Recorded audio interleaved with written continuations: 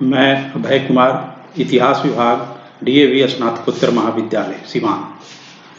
आज हम लोग फ्रांस की सुरक्षा की समस्या विषय पर बात करेंगे। प्रथम विश्व युद्ध और द्वितीय विश्व युद्ध के बीच अंतर्राष्ट्रीय राजनीति में फ्रांस की सुरक्षा की समस्या एक महत्वपूर्ण विषय रहा है। वस्तुतः फ्रांस और जर्मनी यूरोप की राजनीति में नेपोलियन के सत्ता में आने के बाद से ही एक दूसरे के प्रतिद्वंदी रहे हैं। प्रथम विश्व युद्ध में जर्मनी की पराजय हुई थी तथा फ्रांस मित्र राष्ट्रों की तरफ से विजयी था। वर्साय की संधि जर्मनी के साथ की गई, जो काफी जर्मनी के लिए काफी अपमानजनक थी। फ्रांस चाहता था कि जर्मनी से उसे सुरक्षा मिलती रहे। जर्मनी और फ्रांस के युद्ध की स्थिति में फ्रांस की सुरक्षा यूरोप और अमेरिका मिल करके करें। वस्तुतः हम पाते हैं कि 1919 के बाद, यानी पेरिस शांति सम्मेलन के बाद, फ्रांसीसी सुरक्षा की मांग यूरोपीय राजनीति का सबसे महत्वपूर्ण एवं अस्थायी तथ्य था, जो लगभग द्वितीय विश्व युद्ध तक चला। 4.25 साल के भीषण संघर्ष के बाद प्रथम महायुद्ध में फ्रांस विजयी रहा था। सारे देश में इस विजय पर खुशी मनाना स्वाभाविक था, लेकिन यह खुशी क्षणिक थी। उसकी चिंता थी कि जर्मनी भविष्य में हमारे साथ क्या कर सकता है, क्योंकि वह क्षेत्रफल और जनसंख्या दोनों में फ्रांस से बड़ा था। प्राकृतिक साधनों में भी वह फ्रांस से आगे था। उसके पास अल्सस, लॉरेन और रार जैसे प्रदेश थे जो खनिज संसाधन से भरपूर थे। फ्रांसीसी लोग अपनी कमजोरी को भली भांति समझते थे और जर्मनी के मुकाबले में ऐसी कोई व्यवस्था कायम करना चाहते थे जिसमें उनकी सुरक्षा को गारंटी मिल सके। हम पाते हैं कि वर्साय की संधि में जर्मनी के भावी आक्रमण से फ्रांस ने अपने को सुरक्षित करने के लिए प्रतिनिधियों से मांग की कि राइन नदी के बाएं तट के प्रदेश को जर्मनी से पृथक करके एक अलग राज्य बना दिया जाए और यह राज्य फ्रांस के प्रभाव में रहे।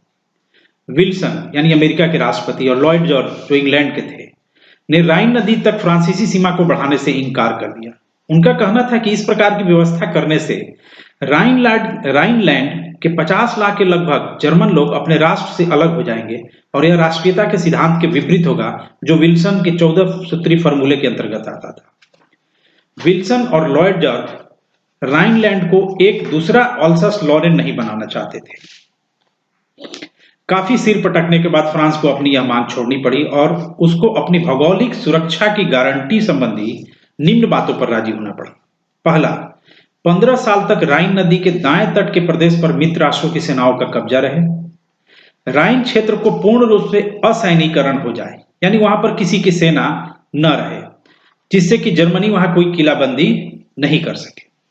एक त्रिदलीय संधि की जाए जिसके अनुसार अमेरिका और ब्रिटेन यह वादा करें कि यदि भविष्य में कभी जर्मनी फ्रांस पर आक्रमण करे तो वे उसकी सहायता करेंगे।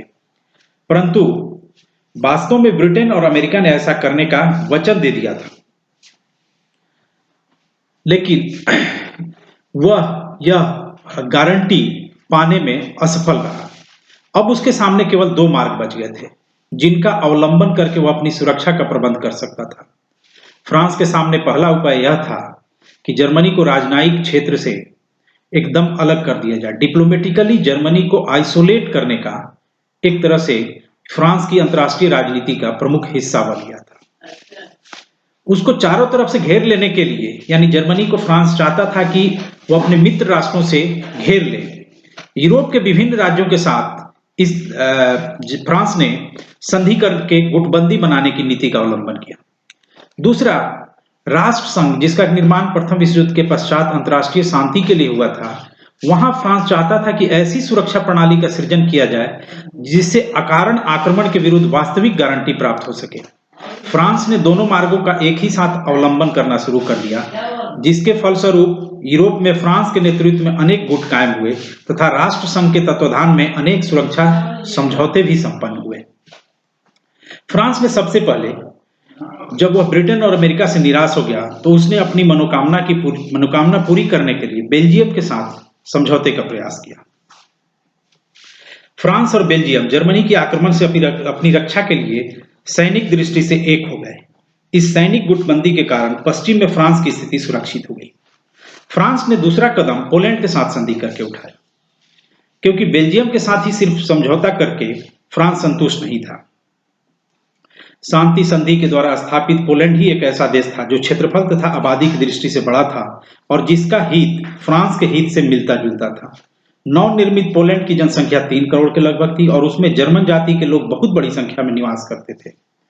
पोलैंड का निर्माण करते हुए राष्ट्रीयता के सिद्धांत का पूर्ण रूप से अनुसरण नहीं किया गया था और उसमें अनेक ऐसे प्रदेशों को शामिल कर लिया गया था जिसमें वस्तुतः जर्मनी का अंग होना जो वस्तुतः जर्मनी के अंग होने चाहिए थे। इस प्रकार फ्रांस के समान पोलैंड को भी जर्मनी से डर बना रहता था।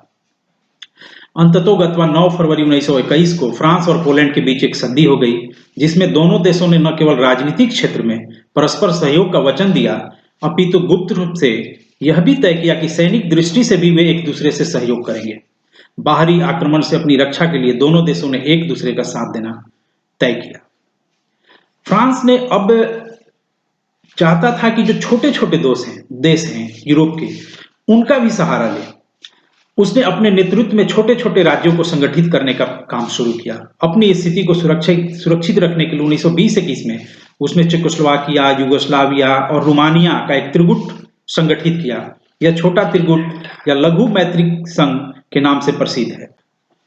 हम पाते हैं कि इस तरह से फ्रांस ने यूरोप के 6 देशों के साथ संधि करके यूरोप की राजनीति में न केवल जर्मनी को अलग थलग करने का प्रयास किया, बल्कि फ्रांस की शक्ति और गौरव को भी चरम सीमा पर पहुंचाने का प्रयास किया।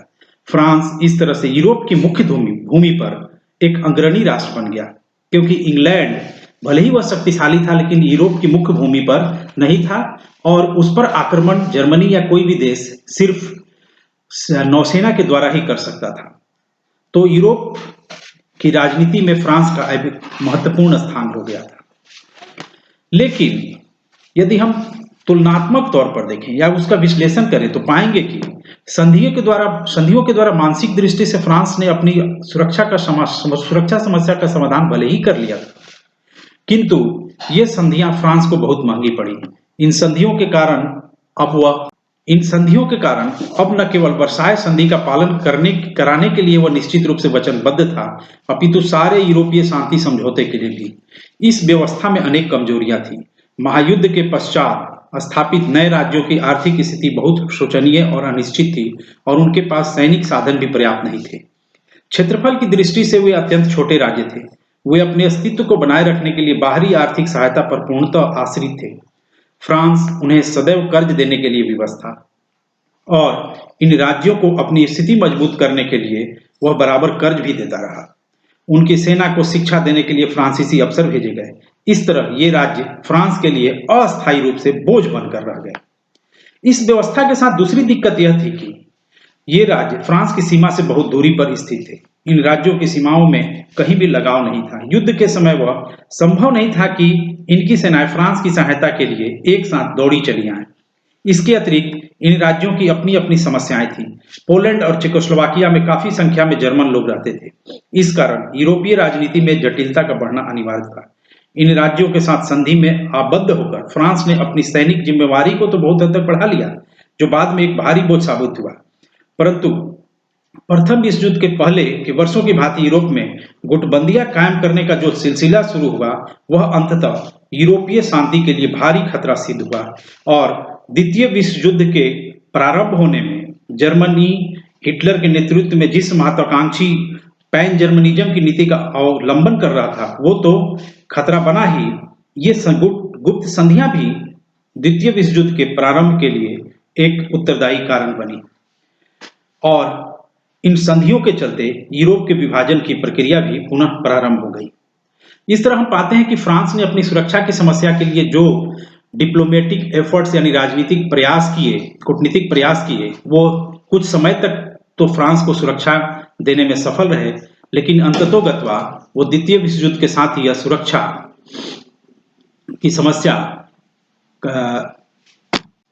और इस तरह से हम पाते हैं कि द्वितीय विश्व युद्ध के प्रारंभ होने के साथ ही फ्रांस ने सुरक्षा का जो घेरा बनाया हुआ था, यह घेरा अचानक से टूट पड़ा।